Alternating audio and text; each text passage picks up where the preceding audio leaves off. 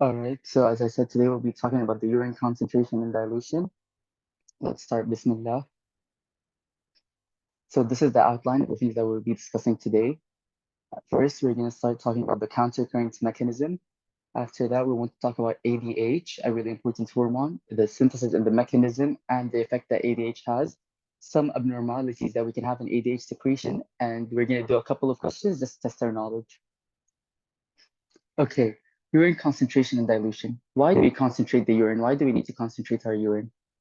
Uh, Basically, how many milliosmoles of substances do we need to excrete daily? Every single day, we have so many substances we want to excrete, like urea, creatinine, multiple different things. And that all adds up to 1,200 millimoles of substances that we want to excrete, 200 millimoles of substances. Regularly in our plasma, these substances that need to be excreted are at 300 millimoles per liter of plasma. So if we have 300 millimoles per liter of plasma, for every single substance we want to excrete.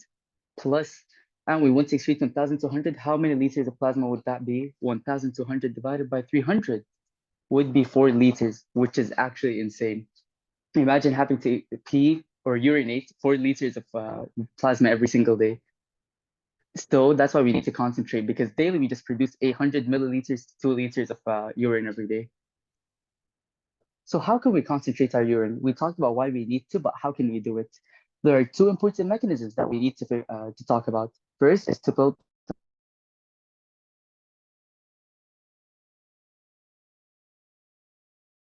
countercurrent multiplier also helps in building our hypertonic interstitium. Now let's put that thought away for a second and let's talk about the loop of Henle again. So our loop of Henle,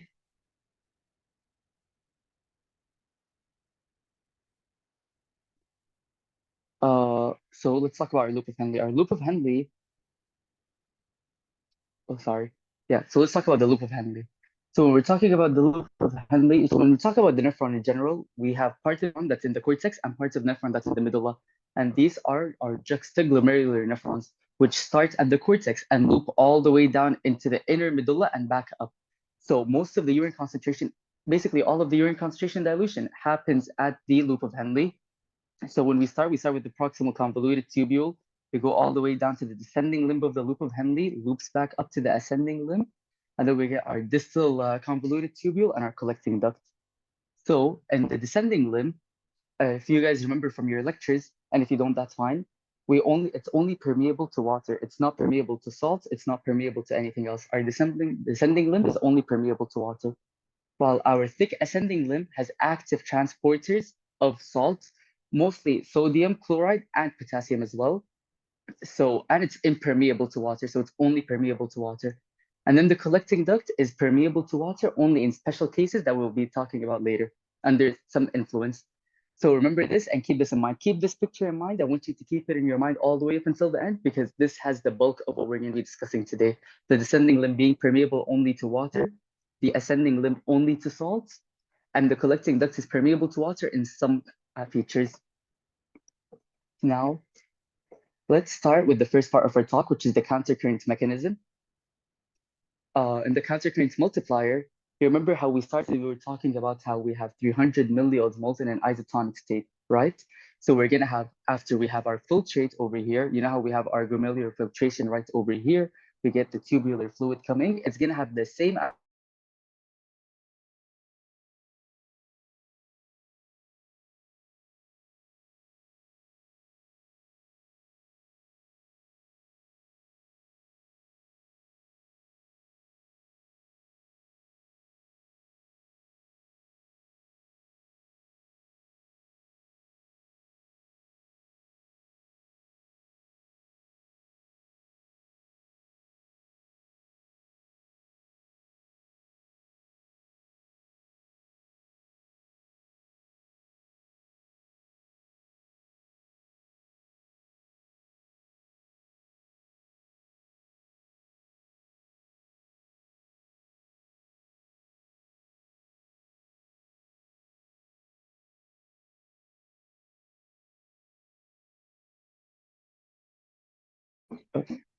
Assalamu alaikum.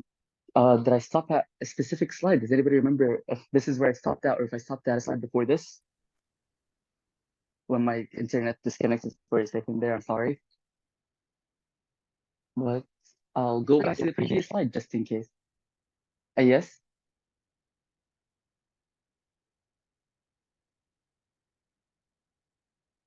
Okay, so, all right. I'll go back to the loop of Henley again and just continue explaining from there, from this slide. Is this where I stopped at?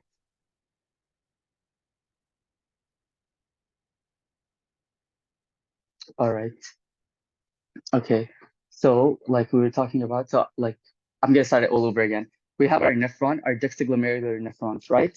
They start at the cortex and they loop down all the way into our inner medulla, and then they loop back up. So they're very long nephrons that start up at the cortex.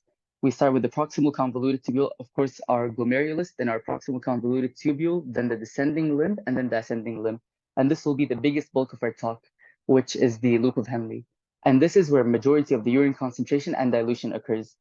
So once we have our glomerular filtrate going through, it's going to pass through the proximal convoluted tubule into the descending limb.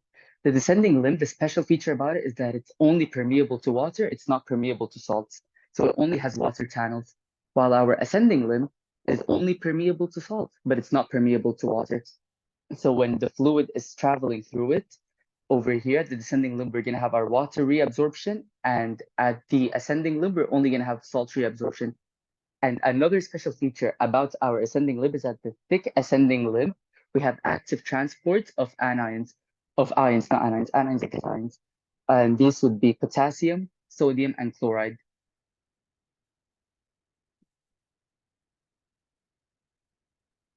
So let's start with the first part of our talk, which is the majority of our lecture, the urine concentration dilution, the countercurrent mechanism. This is the most important part that everybody has to understand by the end of this video session. So like I said, we start with 300 milliosmoles. This is the isoosmolar state. Let's just assume that ignoring what reabsorption happens at the proximal convoluted tubule, we're going to have 300 all around, right? 300 in the descending limb, 300 in the ascending limb, and 300 in the interstitium, 300 milliosmoles of substances. So as the fluid is traveling down, it's an isoosmolar state, nothing needs to come out, right? But at the ascending limb, if you remember, we said that we have the active transport. We have active pumping of salts, of sodium, potassium, and chloride from the ascending limb into the interstitium. And this active pumping happens so that we can reach a 200 milliosmole gradient difference, where the interstitium needs to be 200 milliosmoles greater than our ascending limb. So we're gonna go pump out 100 milliosmoles of substances to reach this gradient difference, the 200 in the ascending limb and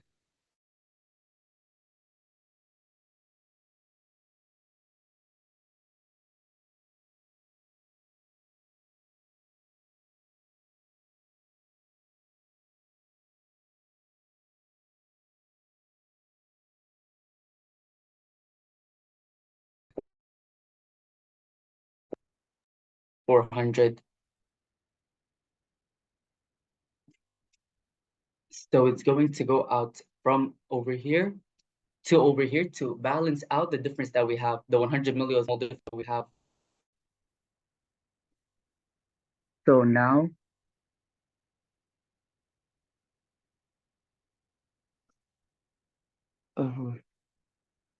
uh, okay, of course. I'll I'll come and talk about the same concept all over again in a bit. So water is going to follow out to balance out the 100 milliosmole gradient difference that we have. So now we have 400 over here, 200 over here. It's at a basically the proper state that it has to be at, where there's a 200 milliosmole gradient difference because we have active pumping of salts from the ascending limb into our interstitium, where we're pumping out 100 milliosmoles to make this 200 gradient difference. This is how it functions.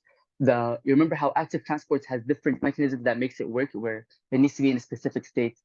So the state that's going to inactivate the active transports is when there's a 200 milliosmole gradient difference between them. And then water is going to pump out. This is perfect right now for us because we already concentrated our interstitium, everything looks normal.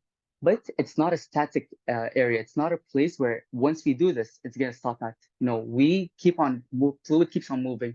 In the interstitium, we have our vasa recta, which are the blood vessels. coming in, swooping in some of the solutes that were pumped out and reabsorbed. And over here, we're going to have more glomerular filtrates passing through. So as more glomerular filtrate is going to pass through, it's going to go back to being 300 again because more fluid came. See? More fluid came in. 300 came over here, 300 came over here, and we pumped out that 200. So now the gradient difference over here is 100 milliosmoles and not the 200. And this fluid that moved to the other side now is 400. They're equal. We don't have the 200 milliosmole gradient difference that we need. So what's going to happen after that? We're going to pump out another 100 to make the 200 milliosmole gradient difference back to how it was. And at the top, we're going to pump out 50 to get a 200 milliosmole gradient difference. 150, 350 minus 150 is going to give us our 200 milliosmole gradient difference, 300 minus 500. And now if you can notice that it's becoming more concentrated from the top to the bottom, like from 350 to 550, there became a concentration gradient from the cortex all the way up into the inner part of the medulla. And then again, you see there's a difference in the water difference. There's a water difference between the concentrations over here because this is hypoosmolar and this is hyperosmolar. And our descending limb is permeable to water. So it's going to pump out water to balance out the difference in the concentrations. It's going to pump out 50 milliosmoles of water, and over here it's going to pump out 100 to balance out the gradient difference. And once it pumps it out, now it's equal again. And then what's going to happen is that more fluid is going to come in, a bigger gradient difference. Now this is 500 and this is 400. So it's going to have to pump out 150 to balance it out for this to become 350 and for this to become 550. And if you can notice that we're becoming more and more and more concentrated until we can achieve this gradient difference where the inner part of the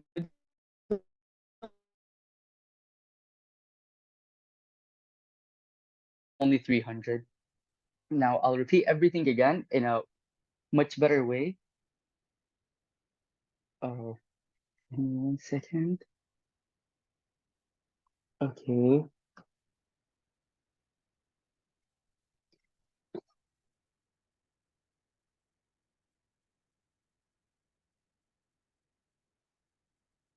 All right. So now this is another diagram that I'll be explaining on. All right. So the same concept explained all over again. I'm going to start with the very basic concepts of osmosis.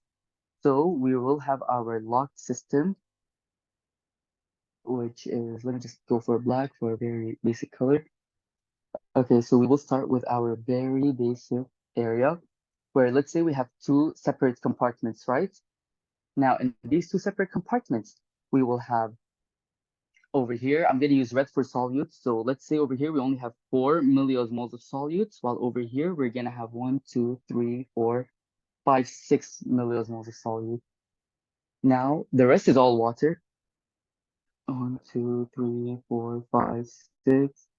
1, 2, 3, 4. Right? You can see that there's a gradient difference on the water from this side to this side. So just like diffusion, it's going to go from an area where it has a high concentration to an area where it has a low concentration. So we're going to start seeing the pumping of water moving from here to balance out the gradient difference. So we're going to move 1 or 2 waters just to balance it out to make it more equal so that both of them can have so that there is no gradient difference. This is the basic mechanism of osmosis where it's going to go from an area where it has a gradient difference to an area of lower gradient difference. This is what we mean by osmosis. It's a passive process. It does not require any energy. So now when we try to use this concept back over here, now let's go back over here and do it. Close thickness. Yeah. All right. So can you guys see my annotations by the way? Can you see what I'm drawing right now?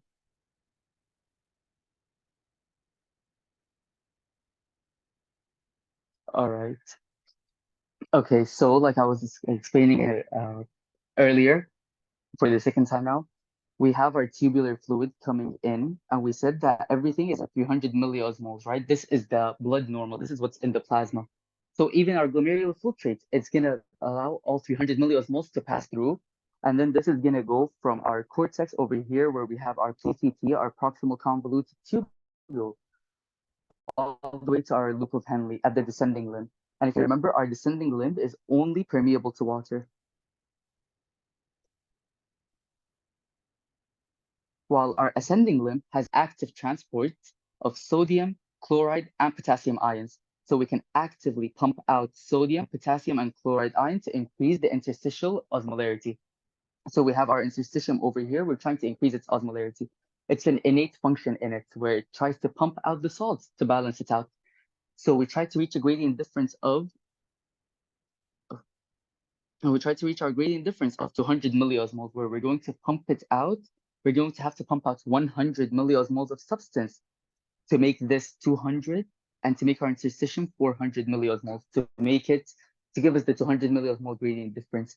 Because if we have 300 on both sides, we're going to need to give up 100. This will become 200, this will become 400 to make it more equal. So now we have achieved this. Now, if you look over here, let me change the color a bit. So we have 300. Now we have 200 over here and 400 over here, right? We did achieve this. But like I just explained, water is not going to stay in one area. It's going to passively flow. And because the ascending limb is not permeable to water, so water could not follow the solutes. If you remember, whenever we have sodium reabsorption, we're always going to have water reabsorption with it. But because the ascending limb does not have any channels that allow water reabsorption, it will only be the solutes going out actively. So now the descending limb will have the role of trying to balance out the difference. So it's going to pump out 100 milliliters of water to balance it out, basically. So it's going to pump out 100 over here, 100 over here to make this become 400. And this is going to stay 400. And now, if you can look at it over here, picture 3. So water moves out by descending limb, out of descending limb by osmosis. And then we reach an isoosmotic state in descending limb, where this is 400 and this is 400. So everything is good, right? Up until now, we have achieved the state that we want to achieve. But it's not a static system. We're always going to have more fluid coming in. The glomerulus is always working. Our kidneys are working 24/7. So we're always going to have more filtration and more filtrates coming out. More filtrates coming out means that we're going to have a new 300 coming in, a new 300 coming in over here.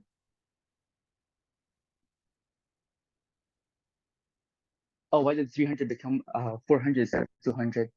Uh, Basically because we're pumping out the water, not the solutes. When we pump out, let me show you over here.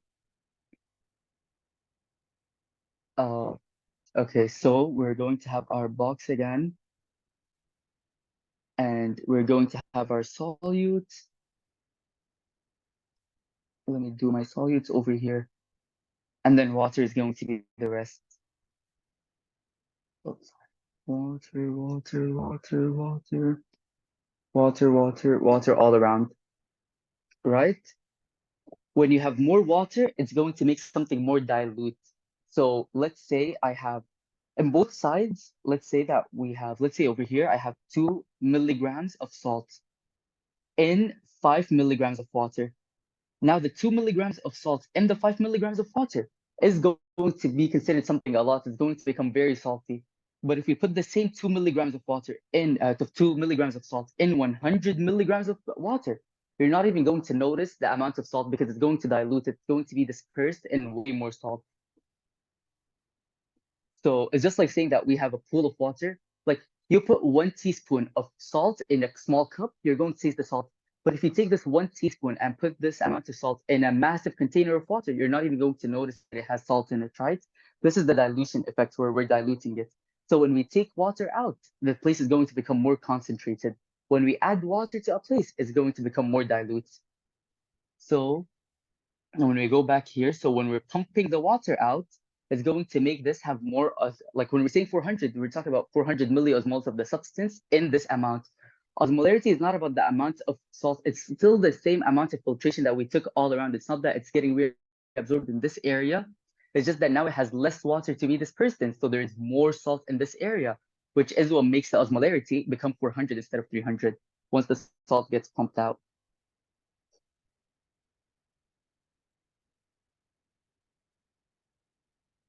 All right, so this is where okay, so now after the water gets pumped out, this is what we're supposed to be, right?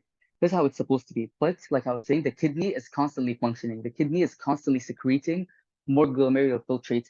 So another 300 is gonna come. So this 400 will now be replaced by a 300.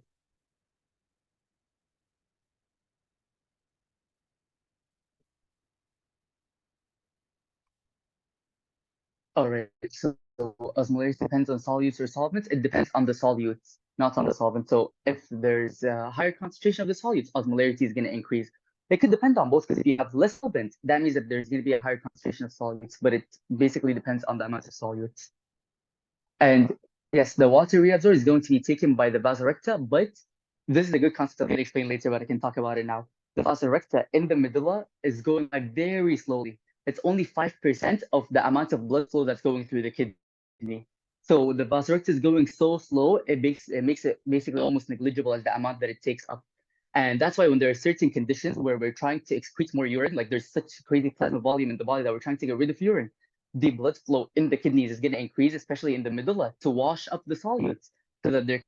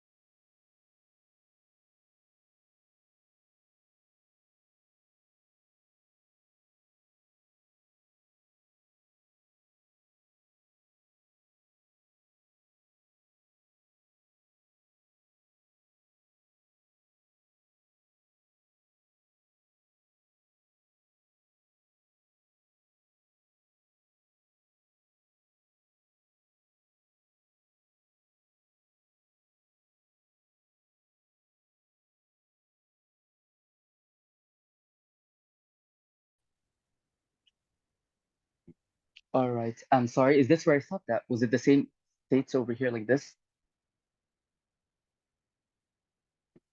where more fluid is going to come through? All right. So, like I was saying, more fluid is going to come in. So we have more fluid coming in. This more fluid coming in is going to give us 300 here, 300 here, and 200 here. And if you remember, we said that we need to have a 200 milliosmol gradient difference. So it needs to be 200 milliosmoles. So we're going to have to pump out again more salt. And if you look, the 400 that was here now moved all the way to the other side. So now that the 400 moved to the other side, it's going to become 400, 400. And we need to have our 200 milliosmoles. 300, 300, we pumped out 100 to make it equal. So if we have 400 on both sides, how much will we need to pump out? Again, another 100. And now the concentration is even going to increase at the inner part of the medulla to make it 500 instead of 400. And at the upper part, this will become 350, and this will become 150, which you can see over here. So we have our 300 over here, 350, 150, 300, and 500. So what are we going to do? We need to equalize it with the water. So water is going to flow out, increasing the osmolarity again on the inside, making this 500, 500, and 300. Again, another isoosmotic state is reached, and then again, more fluid is going to come through. And the same cycle is going to continue where the inner part of the medulla is going to increase in concentration, while the tubular fluid is going to decrease in concentration. Now it's at 150. And this is the second cycle. And then again, a third cycle is going to happen. And then again, a fourth cycle is going to happen until eventually we can achieve this cortical cortex medullary osmotic gradient.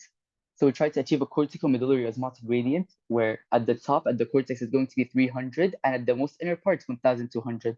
Some people say 1,200, some people say 1,400. It doesn't affect the end product, which is the fact that the most inner part is going to be very concentrated, and the most upper part is going to be very least concentrated, and the tubular fluid is very dilute.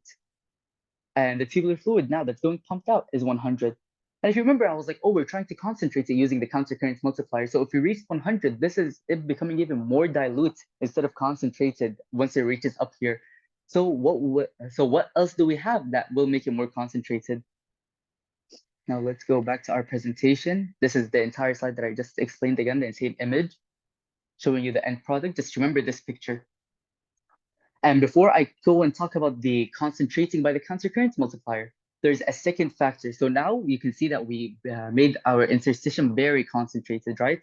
Now it went from being 300 all around to the inner part of the middle being 1,200, which is a crazy gradient difference, going from 300 to 1,200.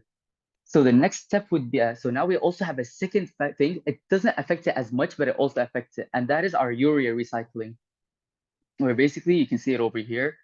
The collecting duct is permeable to urea. We have urea being filtered freely out of our glomerulus, 100% of the urea being filtered out. In the PCT, in our proximal convoluted tubule, we have 50% of the urea being reabsorbed over here. So we're going to take away 50%, leaving us with 50%. Now this 50% that's remaining is going to flow all the way through our nephron. Ignore these numbers for now. We'll be talking about them in a bit. But it's going to flow very freely up until we reach the collecting duct. In the collecting duct, we have channels that reabsorb urea. And these channels are our UT1 and UT4 channels. UT1 channel takes it from the lumen, because remember, it's a big cell. The cell is a big block. From the luminal side, where we have the tubular fluid, and this is the blood side. From the luminal side, we have our UT1 reabsorbing the urea from the lumen into the cell, and then UT4 pumps it out into the blood. And then as it gets pumped out inside the medulla, it's going to get reabsorbed, it's going to get secreted from the vasoricta by the UT2 channels into our loop of Henle. So it's constantly in a cycle where it's getting reabsorbed, secreted. So it stays in the medulla, basically. The urine is going to stay in the medulla, increasing the concentration, making it even more hypoosmolar. And we need this hyperosmolarity. We need to have such a high concentration to allow for concentrating and diluting the urine. Now, this is again everything that I have just explained in word form. The proximal convoluted tubule reabsorbs 50% of the urea. The collecting duct reabsorbs 70%. 60% of the urea is secreted into the loop of Henle. Reabsorption is we take it from the tubular fluid and back into the blood. Secretion is from the blood into the tubular fluid. Urea is getting recycled in the medulla, increasing the osmolarity of the renal medulla. Collecting duct urea transporter UT1 from the lumen and UT4 from the cell to vasoricta, and the transporter for urea is UT2 in the loop of Henle. Now that we've built our hyperosmolar interstitium, how are we going to use this to concentrate our urine? This is when we get the role of this really amazing hormone, ADH, antidiuretic hormone. Let's break it down. Anti, so against. Diuretic, diuresis. Diuresis is urinating, basically, allowing fluid to move through our urine. Hormone is a hormone.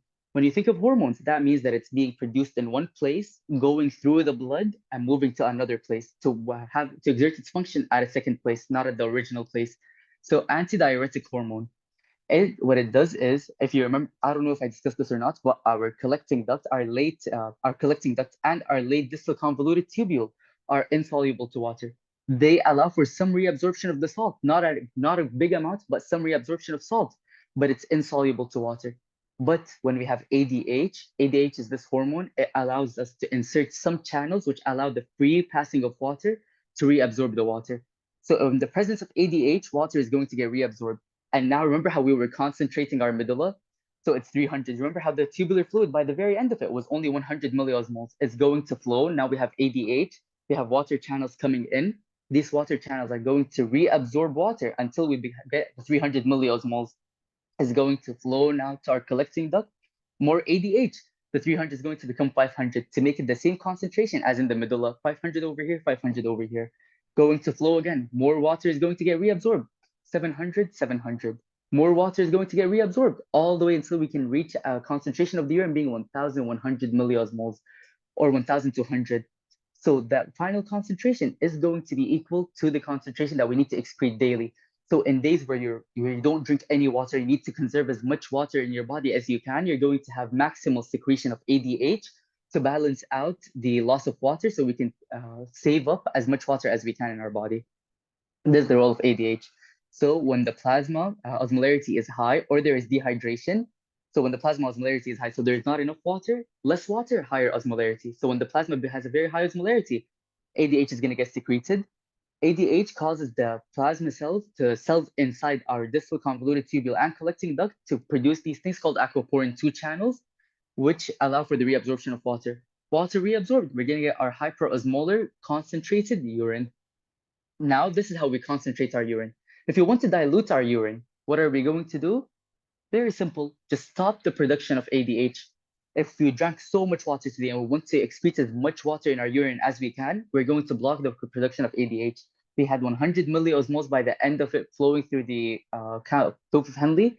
More salt is going to get reabsorbed in the distal convoluted tubule, leaving us with 90. And as it's going through our collecting duct, more salt is going to get reabsorbed. More salt is going to get reabsorbed. Salt reabsorption.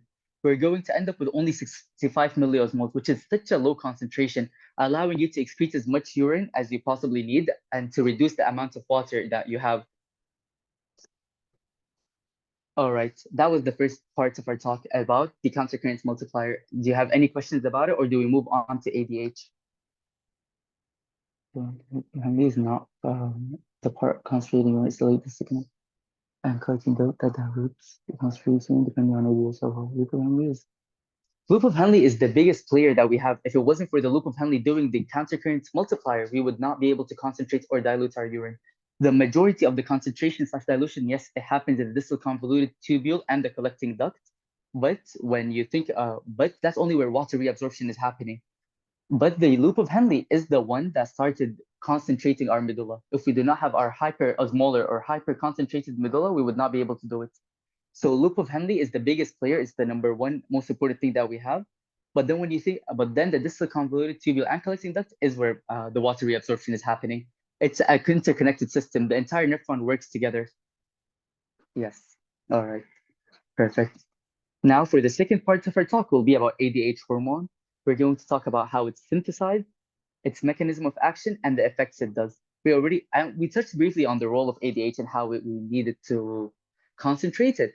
But now we need to take ADH into a bigger level. All right, so ADH synthesis. Now, I'm sorry, I know you're seeing the baroreceptor. I know this reminded you of CVP, but if you know the joke, you know how like cardiologists and nephrologists always hate each other because these two systems are very linked. Your cardiovascular and renal system are linked so much. So we're going to be touching upon some different cardiovascular aspects into the renal system. And now I'll start talking about how ADH is synthesized. So you have your baroreceptors in the carotid body and in the right atrium, right? They sense the pressure, they sense the volume of plasma. If you have less volume, that means you're going to have less pressure. That means that it's going to sense that, oh, there's a problem. We need to reserve as much volume because if you remember, the cardiac output and the pressure was linked to the stroke volume as well. So the volume of plasma that we have. So it's going to sense that we have a low volume on both of them, the carotid body through the glossopharyngeal nerve and the right atrium through your vagus nerve. It's going to send signals. These signals are going to travel all the way up into your spinal cord.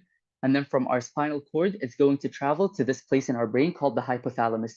The hypothalamus has a very specific sensitive center called the thirst center. This thirst center is composed of our osmoreceptors, our paraventricular neurons, and supraoptic neurons. These names are very important. I wrote them in the next slide where all the word form of this picture is written down, but make sure you remember them. Paraventricular neurons, PVN, SON. Paraventricular neurons, supraoptic neurons, PVN, SON. These are the two neurons that produce our ADH. So it's going to send signals to them, synapses, it's going to synapse with it, being like, hey, like we need more water, we need more ADH, we need to reabsorb as much water as we can. It's going to be like, okay, bet, let me just make more ADH. ADH is going to be produced in our hypothalamus, and it's going to go, and the axons, the ends of the neurons are going to go down all the way to our posterior pituitary. So if you get asked, where is ADH produced? In the hypothalamus. But where is ADH secreted from? From the posterior lobe of the pituitary or the posterior pituitary gland. It's going to flow all the way down there, and then from the posterior pituitary into the bloodstream, and then all the way from our brain all the way to the kidneys to exert its effects. And now let's just go over it one more time. So what's this? Oh, I'm sorry. There's also a second stimuli that's very important for ADH release, and that's using the osmoreceptors. That was our first stimuli. Now let's talk about the second stimuli, which are the osmoreceptors. Osmoreceptors basically detect the osmolarity of our extracellular fluid. So it can see that if the extracellular fluid is hyperosmolar, meaning that we have less water and too much solutes, or if it's hypoosmolar, meaning that we have too much water and very few solutes. So the osmoreceptors, when they detect an increase in osmolarity only by 4 milliosmoles, so if it goes from 300 to 304, it's immediately going to shrink up. Because if you remember that once the cell is put in a hyperosmolar situation, it's going to excrete out the fluid, but again, by the concept of osmosis, where it's going to go from an area of hyperosmolar to hyperosmolarity, high concentration to low concentration. The shrinking of these osmoreceptors is going to send a signal to our paraventricular neurons and supraoptic neurons to produce, to synthesize, and to secrete again more ADH. More ADH is going to get secreted from our posterior pituitary gland. So these are the two mechanisms that we have. The first one is using the baroreceptors that we have in our right atrium and our carotid sinus. Detects less plasma volume. It's going to go send signals through the spinal cord, through the vagus nerve and the glossopharyngeal nerve into the spinal cord. And then from the spinal cord, we're going to have it get sent to our hypothalamus. Hypothalamus in the brain, zoomed in. This is the hypothalamus. The hypothalamus has the thirst center, which has our paraventricular neurons and our supraoptic neurons. And the PVN and SON are going to produce our ADH, secreted from the posterior pituitary into the bloodstream. The second one is osmoreceptors. You're very dehydrated, you're not drinking enough water, you have a high plasma osmolarity, you have some defects, some syndromes, and the osmoreceptors are going to shrink up, causing you to produce more ADH by sending signals into our paraventricular neurons and supraoptic neurons again. Now, stimuli for ADH release again. The baroreceptor sense the decrease in plasma volume, the first stimuli we have. And the second one would be through the thirst sensors. Thirst sensor is located in the hypothalamus, sense an increase in osmolarity, causing neuron shrinkage. The osmoreceptor shrinkage, the neurons that shrink are the osmoreceptors. This osmoreceptor shrinkage causes ADH production in the hypothalamus and secretion from our posterior pituitary gland. It's stimulated when osmolarity increased by 4 milliosmoles and even more. But the starting point is the 4 milliosmole increase. That was all about the synthesis. Does anybody have any questions about the synthesis of ADH?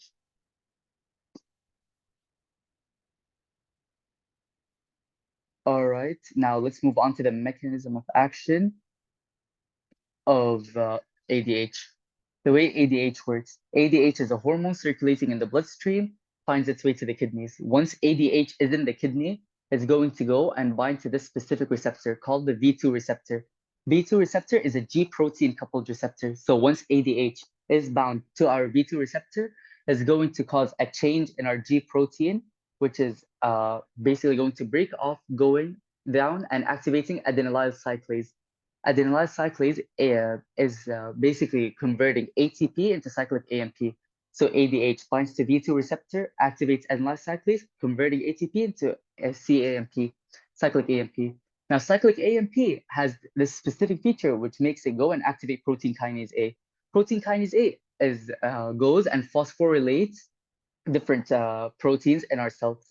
The first thing it does is that it causes, through a long pathway that you don't have to know, increased synthesis of these specific channels called aquaporin 2 channels. And the second, which it does directly, is we have aquaporin channels, like I said, that are basically put into the cell to allow for water reabsorption. So when we don't have ADH, we're going to have vesicles that come in. They're going to take away these aquaporin channels and keep it in the cell in the microtubule, just waiting for a stimulus. Once you have protein kinase A phosphorylating these vesicles, is going to cause the exocytosis and the implanting of these aquaporin channels, aquaporin 2 channels, into the lumen to allow for reabsorption of water. Aqua, water, porin, pores. So they're basically pores that allow the free passing of water, going from an area of high concentration to an area of low concentration. Okay, now again, everything explained in word form. So when ADH binds to the V2 receptor, it causes a conformational change in the G protein because the V2 receptor is bound to a G protein, cause the G protein to change. This goes and activates adenylyl cyclase, AC, which converts ATP to cyclic AMP, CAMP. Now, CAMP activates protein kinase, which causes the phosphorylation of different proteins. And the end product would be that after multiple phosphorylation is the insertion of aquaporin 2 channels into the membrane. Aquaporin 2 channels allow the free passing of water, which is how we concentrate and dilute again. Now the effects of ADH. What effect does ADH have? We already talked about it. Now let's see that in the grand scheme how much ADH works. So we have 300 milliosmoles, right? This is the effect of ADH in the loop of Henle, but it's insignificant because you see the great effect with ADH, and then it becomes basically negligible by the time that we go into the distal convoluted tubule. So it's not something that is touched upon that much. So we go, you can see that it goes normally. We bend up over here with an even hypoosmolar urine with ADH. Let's follow the graph with ADH. Look at the osmolarity of urine. This is the effect of ADH in urine. Look at how much of a difference it made. It made it go from a very low osmolarity to a very high osmolarity of almost 1,200 milliosmoles. While without ADH, look at how low the osmolarity is. So the effect of ADH on urine osmolarity is very grand. Now, what's the effect of ADH specifically on the percentage of water that gets reabsorbed? 65% of the water that gets secreted in our GFR, in our glomerular filtrate, is reabsorbed in the proximal convoluted tubule, leaving us with only 35% of the water that was secreted. And then another 15% gets reabsorbed in our descending limb of the loop of Henle. Remember how we were talking about water reabsorption? So we had 65% getting reabsorbed, and then another 15% getting reabsorbed, leaving us with 20%. Now, this 20% is what's under the control of ADH. Max antidiuresis means maximal ADH production would make us only secrete 1% of water in the urine. So out of that 100% that was filtered, only 1% will get excreted. While maximum diuresis, where there's zero ADH being produced, 20% will get excreted. So ADH is under the control of only 20% of our glomerular filtration. Now, these words at the top, maximal diuresis, antidiuresis, and normal. These ones tell you about the volume of urine being produced per minute under different factors. So normally, when you have normal ADH secretion, you only have 1 milliliter of urine being produced every minute. When you have maximal antidiuresis, means extreme dehydration, thirst, there's so much ADH being produced, antidiuretic hormone antidiuresis, you're only going to produce 0.3 milliliters of urine per minute, only 0.3 ml. While when you have max diuresis, you're very hydrated, you drank so much water, you need to let go of a lot of this fluid. You're going to be secreting 16 milliliters of urine every minute. All right. And before we move on to the next part, which is, yeah, before we move on, let's do this little quiz with these few questions that I have where you're going to tell me where ADH is synthesized. Where is ADH synthesized again? Yes, it's synthesized in the basically in the supraoptical and paraventricular neurons in the hypothalamus.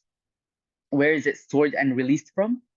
Oh, ADH is also being stored and released in the posterior pituitary or the neurohypophysis. And then what's the stimuli for ADH release? What do we have that causes the release of ADH? Again, the stimuli would be an increase in osmolarity by 4 milliosmoles, activating the thirst center, or a decrease in plasma volume. What's the function of ADH? Water reabsorption and concentration in the urine. And the sites of action, where does ADH work again? This is the convoluted tubule and collecting duct.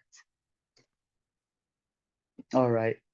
Now, the final part of our talk today would be ADH secretion abnormalities. So what syndromes, what diseases could affect ADH secretion?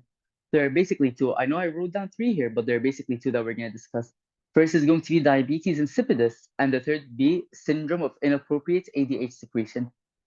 Diabetes. So let's start. We're going to move on to the next slide, then we're going to come back to the slide again. So diabetes insipidus. Diabetes insipidus is divided into two parts: peripheral or nephrogenic, and central or cranial, but just know as central peripheral. So when we're talking about central diabetes insipidus, diabetes insipidus is basically ADH deficiency. And central means that we have a problem in our hypothalamus and our supraoptical neurons or paraventricular neurons, or both, at making us not produce and not secrete ADH. So we're going to have minimal to non-ADH being secreted. And if we have no ADH being secreted, what's going to happen? We're going to have our polyuria and polydipsia. Polyuria means excessive urination, and polydipsia means excessive water intake. Why? Because you're not concentrating our urine. We're constantly letting go of free water. Like water is being cleared out from our system constantly. So we're going to need to balance it out by drinking a lot of a lot of water. So we're going to drink a lot of water to balance out the loss of water. And it can release a lot of urine because we're not concentrating our urine. So it's constantly going to be let go of. That's the first one, the central diabetes insipidus. It's caused by so many different things. It could be just randomly one day it chooses to stop working, idiopathic, which means that it's just something that started randomly. A tumor could affect it, an injury to the head could affect it, any brain malformation, infections could affect the hypothalamus, surgeries and radiotherapy could affect the central diabetes insipidus, could cause it. Nephrogenic is not caused by ADH production. So we have normal ADH being produced. ADH is being produced normally in our brain, in our hypothalamus, secreted into the bloodstream. The problem will be in our DCT and in our collecting duct. We will have a problem where the DCT and collecting duct is not responding to ADH. The most important factor, and even your doctor stressed out on it, is lithium. Where lithium, if you some people take lithium for multiple psychiatric disorders, for different illnesses, you can use lithium as a drug. If you take lithium, it causes your cells to become causes the problem in the V2 receptors, which makes you end up which doesn't allow you to respond to ADH. Another, you could have a genetic mutation in the ADH V2 receptor where it's not going to work. You could have intrinsic kidney disease, and a decrease in potassium could also cause the same issue.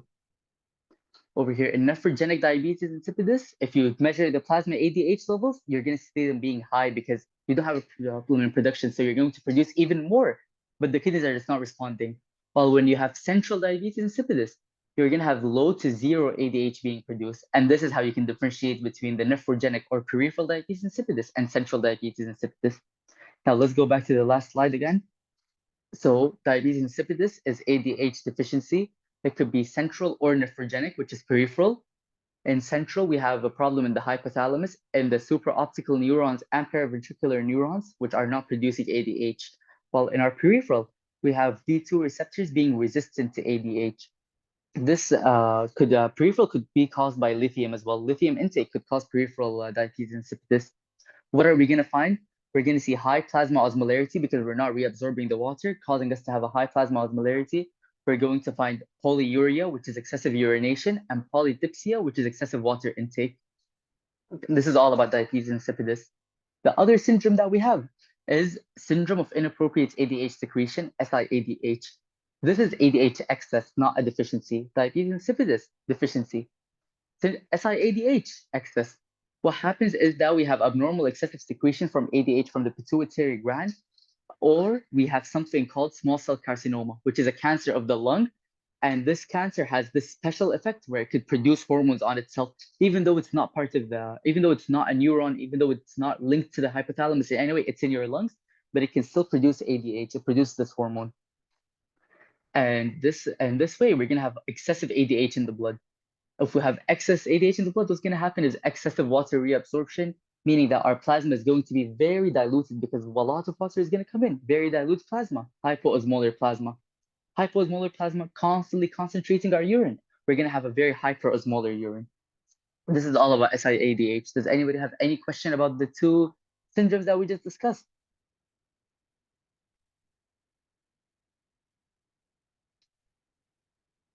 All right, I think we're going to move on to the next part then.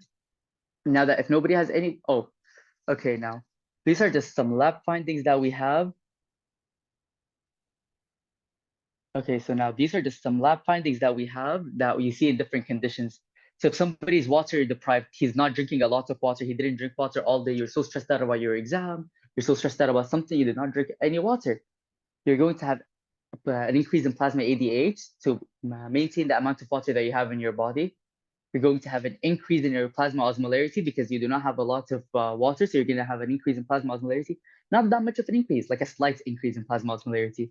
Your urine is going to become very hyperosmolar, very concentrated because we're taking away all of the water from our urine.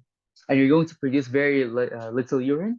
So the free water clearance, water being excreted in your urine, is going to become negative. Then we have this syndrome called primary polydipsia. Primary polydipsia is a psychiatric disorder where some people might have OCD or some illnesses which causes them to drink a lot of water. It's not something physiologic in your body, it's more psychiatric where you just want to drink water constantly. So if you're drinking a lot of water, you already have a very hypoosmolar urine, a very hypoosmolar blood. So you don't need to secrete ADH. You don't have any stimuli to secrete ADH. So your ADH is going to be very low. Your plasma osmolarity is going to be very low. Your urine osmolarity is also going to be very low. And you're going to have a very high urine volume because we're trying to let go of all this water that we've been drinking. So the free water clearance, which is just letting go of water in our body, is going to be positive. And then neurogenic and nephrogenic diabetes insipidus. Neurogenic, which is central, neurons, supraoptical neurons, paraventricular neurons. We're going to see a decrease in plasma ADH, while nephrogenic, which is peripheral, we're going to see an increase in plasma ADH because the problem is in the periphery. Well, for them, the lab values are still going to be the same. It's just the problem with the ADH. Outcome is still going to be the same. Where in both diseases, we're going to see an increase in plasma osmolarity, a very high increase in plasma osmolarity. We're going to see a very low decrease in urine osmolarity and an increase in urine volume. Even though we're trying to reserve the water, more ADH is being produced. No effect that's being produced. So we're going to have a very high increase in urine volume. And free water clearance is going to be positive. Well, finally, for syndrome of inappropriate ADH secretion, we're going to have very high increase in plasma ADH because we're already producing ADH constantly. No regulation of ADH being produced.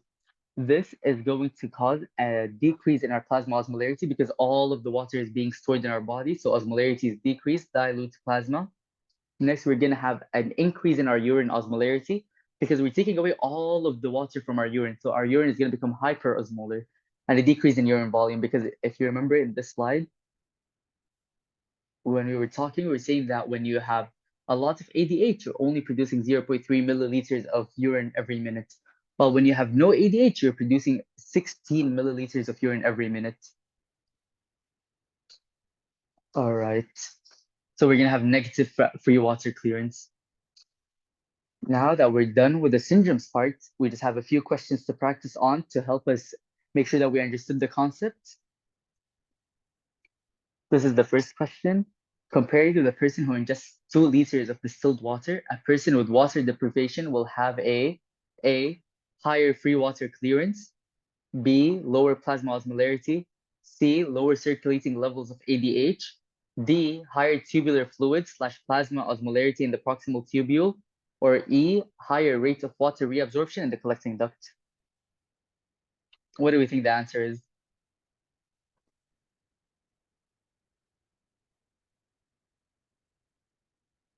Okay, so let's go through all the options and think what we think the answer is going to be. All right. So A, higher free water clearance.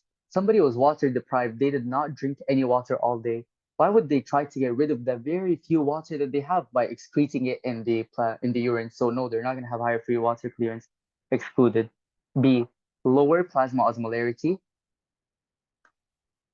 C, lower circulating levels of ADH.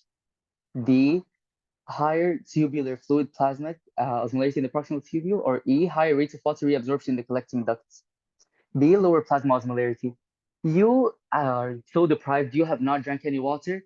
Your plasma osmolarity is going to increase because there's nothing to dilute it. So it's not going to be B either because they're going to have a higher plasma osmolarity. C, lower circulating levels of ADH. Remember, one of the factors that we have to stimulate ADH is a higher plasma osmolarity. And we said that we're going to have higher plasma osmolarity. So we're going to secrete more ADH. So we're going to have higher circulating levels of ADH. D, higher tubular fluid / plasma osmolarity in the proximal tubule. If this was another part, if we were talking about the distal convoluted tubule, if we were talking about the collecting duct, this would have been the correct answer. But in the proximal convoluted tubule, there is no effect in concentration or dilution of the urine, so it's also not going to be D. E, higher rate of water reabsorption in the collecting ducts. Yes. Why? Because we already said that we're going to have more ADH being produced, more water reabsorption in the collecting ducts. So the correct answer is E. Next question. A woman has a plasma osmolarity of 300 milliosmoles per liter and a urine osmolarity of 1,200 milliosmoles. The correct diagnosis is A, SIADH, B, water deprivation, C, central diabetes insipidus, D, nephrogenic diabetes insipidus, and E, drinking large volumes of distilled water.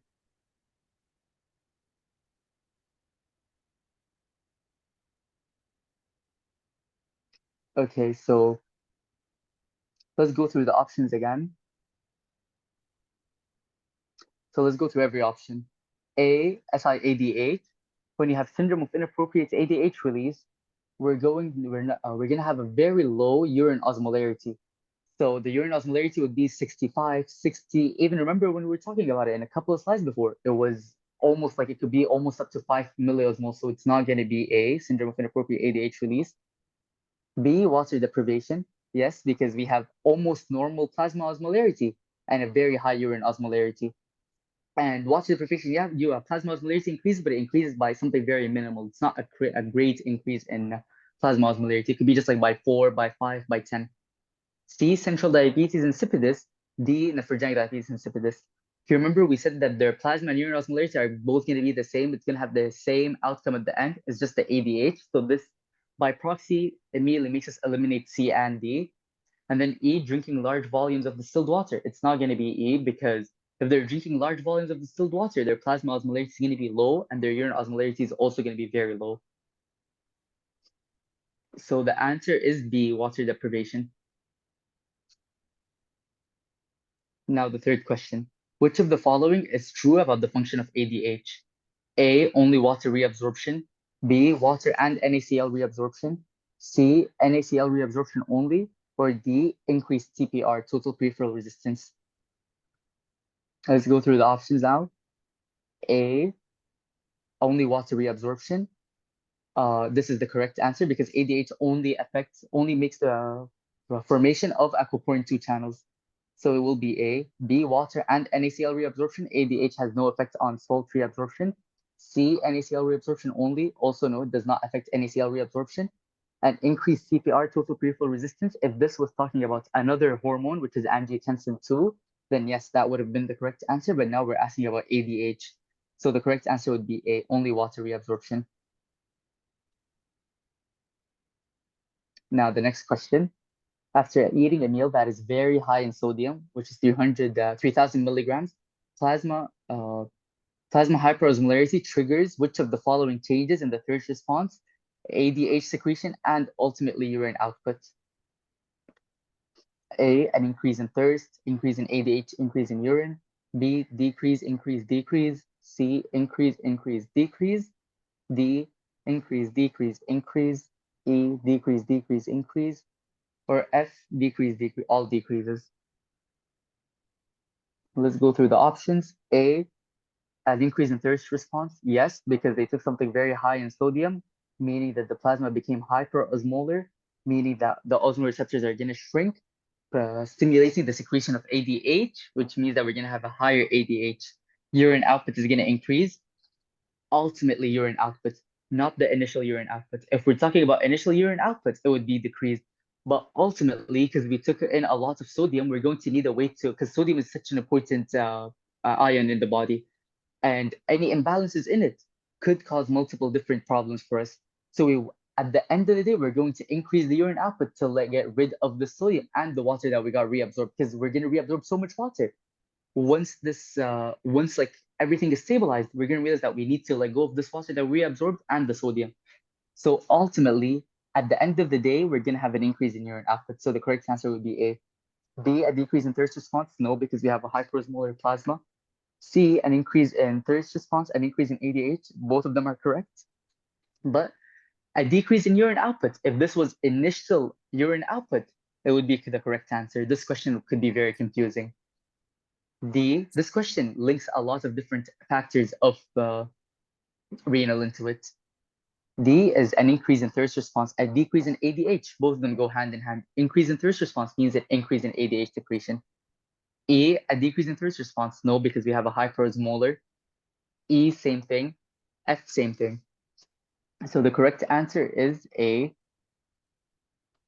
Now for the next question, which parts of the nephron is least permeable to water in the presence of ADH?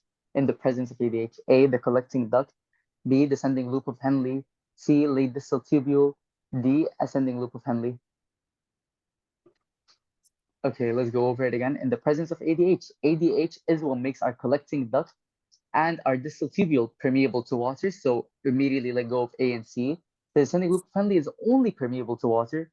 So also let go of B, leaving us with only one answer, which is D, the ascending loop of Henle.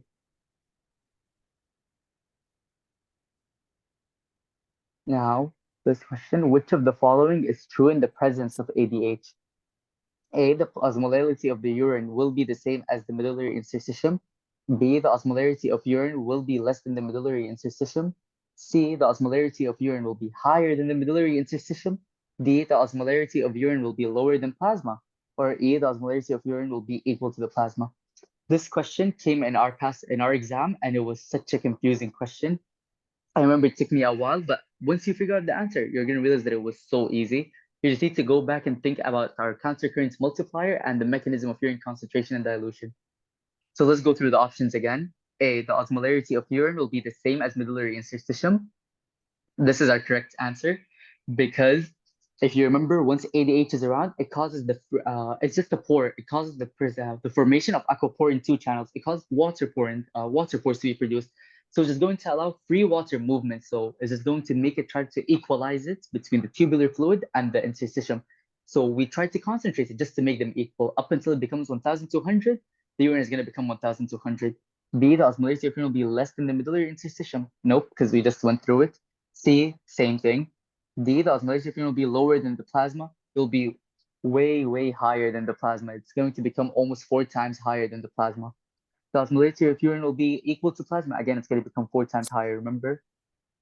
It's fine. Like, we don't have to go through that again. We just went through it, to be honest. All right. Thank you, everybody. Does anyone have any questions?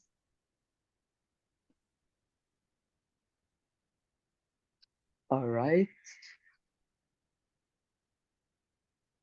All right. Perfect.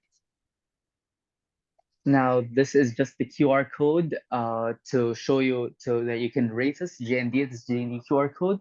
And this is my email and phone number. If you have any questions, if there's anything that you want to ask me about, you can always text me. Don't hesitate to text me. Thank you so much.